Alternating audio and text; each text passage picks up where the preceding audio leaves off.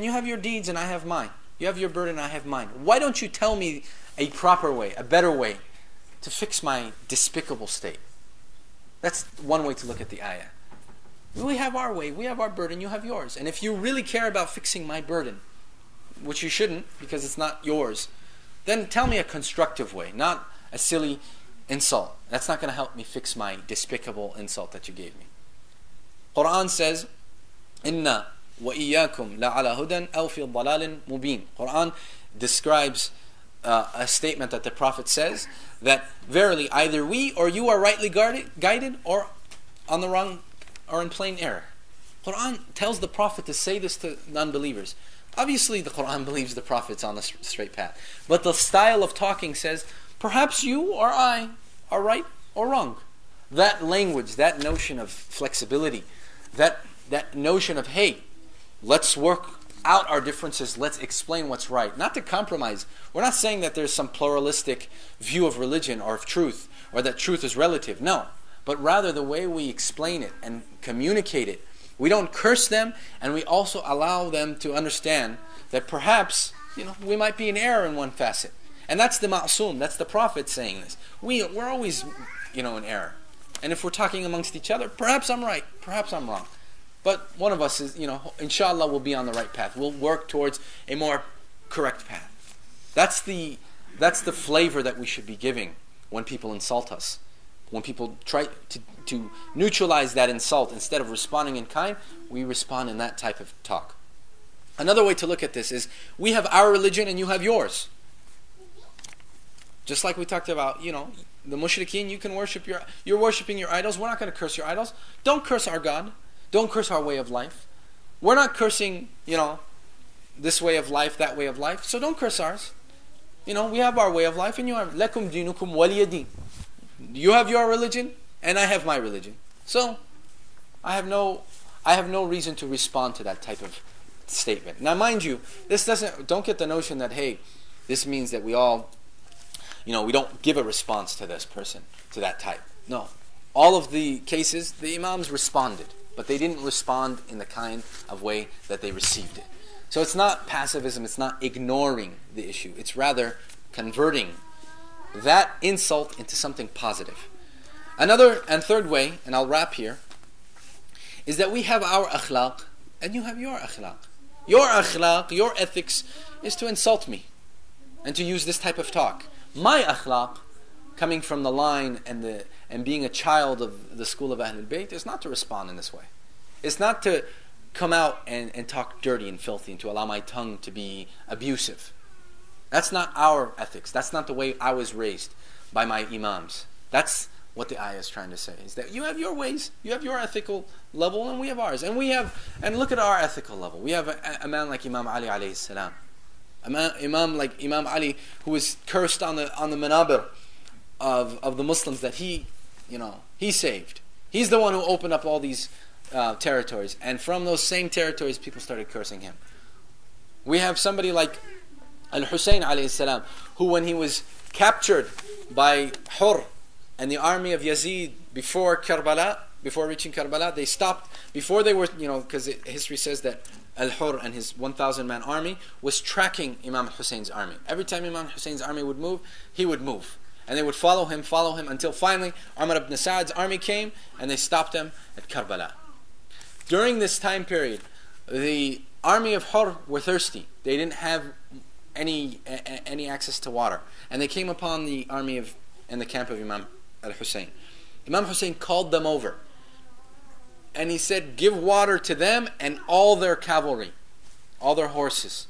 Give water, whatever it may be. Imam Hussein with his own hands gave water to his killers. He poured water for them. Knowing, and Imam Hussein knows where he's going. And he knows who's stopping him. But with his own hand, he gave water to those people. Imam Ali, in the battle of Siffin, Muawiyah took control of the water source, the Euphrates. And he said, we're prohibiting the army of Ali from having water. And they did. Malik al-Ashtar led a charge, took over that position. And some people in the army of Ali said, now we can kill them through thirst. Imam Ali said, no, open up the water for them. These are humans. We don't kill these people. We want to bring them back. We don't want to kill them of thirst. We want to bring them back. We won't, there are humane aspects that we have to abide by as people of this religion. And we have to follow it. Those are our ethics, and you have yours. You have your way of conducting war, you have your way of talking, you have your way, and we have ours. We have a higher level of ethics, at least we like to believe so. And at least we like to live up to it. And that's the way we're going. So I'm going to turn away from what you say, and you can have that style of ethics. I have my style of ethics. Salamun alaykum la nabtaghi al-jahilin. Peace. That's the statement we give in one way or another. Not like, hey, let's hang out, peace. More like, chill, we're not interested, peace. That's not my way. I don't want no trouble, as they say. I want to end with a hadith from the Imam. And this hadith will tell us as followers and those who want to follow Imam, we can't just claim to be followers of the Imams. We have to live up to it. We have to follow their teachings. And amongst the hardest of these teachings is changing our behavior. That's the hardest, changing our character. If we don't, and in this area is even harder because this rubs on our ego. This rubs on our respectability. And growing from childhood in the society all the way up, having somebody insult you in such fashions, it's very hard not to react. It's very hard not to react. If somebody comes and says something about your mother, about your wife, about your daughter or your son, or somebody comes and insults your religion, or imagine if somebody comes and insults one of the Maraja, or one of the Imams, or one of these, what would go on in your mind? You would go crazy, especially if you have the power to retaliate. It's incredibly hard to control this. The Imam was telling the Jabir, this same companion, he said to him, وَعْلَمْ بِأَنَّكَ لَا تَكُونُ لَنَا وَلِيًّا حَتَّى لَوْ اجْتَمَعَ عَلَيْكَ أَهْلُ مِصْرِكَ. He says, know that you will never be our wali, our follower, our true follower, unless all the people of your city would gather, if they were to gather and come together and say that إِنَّكَ رَجُلُ سُوءٍ لَمْ يَحْزُنْكَ ذَلِكَ, that everybody in your area would come and say, this guy is a bad person. And that wouldn't bother you. وَلَوْ قَالُوا إِنَّكَ رَجُلٌ صَالِحٌ لَمْ يَسُرُّكَ. And if they were all to come together and say, this is a great man, it wouldn't make you happy. It wouldn't increase you in happiness. وَلَكِنْ أَعْرَضْ نَفْسَكَ عَنْ كِتَابِ اللَّهِ. Rather, compare yourself to the book of Allah.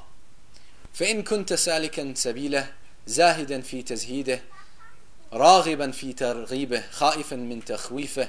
If you see yourself following its ways, staying away from what it tells you to stay away from, desiring what it urges you to desire, afraid from what it tries to make you afraid of, stay the way you are. أثبت وأبشر, and have glad tidings.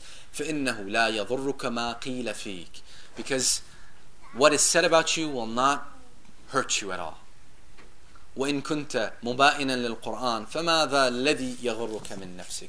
And if you're living a way of life different from the Qur'an, don't confuse or delude yourself by the thought by the way you think of yourself. Don't confuse yourself because you're nothing. The Imam is trying to emphasize always, go back to the Qur'an and compare yourself to that book.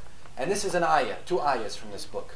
If we come and say to ourselves, look, I'm a Shia, I'm a Muslim, and I can't stand for somebody to curse me in this way, I have, ghira. I'll respond back in kind. When somebody says something bad, I'll punch him in the face, I'll do that. Look at the Quran, compare yourself to the Holy Quran. Is that the way that our Quran is training us? Even though it might stem from a love for the Ahlul Bayt. Last example, last story. This is a true story. A friend of mine, he was born and he was raised in Baghdad.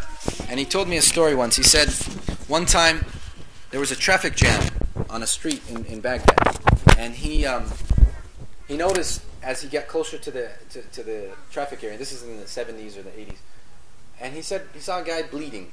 And he asked him, hey, what's going on here? What's up with the traffic jam? And apparently there was a bar at that time in that area where the traffic jam happened. He said, this man seemed to be drunk. He said,